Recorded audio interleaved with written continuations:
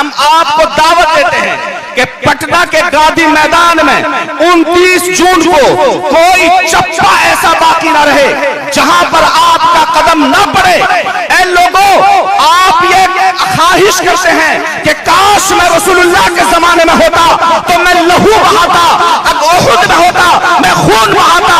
ऐ गिदरगंज के नौजवानों, हम आपसे खून नहीं मांगते, हम आपसे जून के महीने में आपका पसीना मांगते हैं।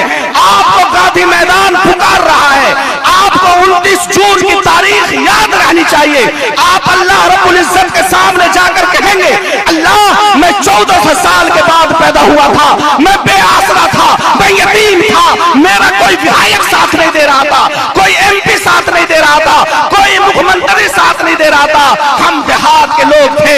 लेकिन गांधी मैदान में जमा होकर आपकी शरीयत का दिफा करके अपना नाम आपके वफादारों में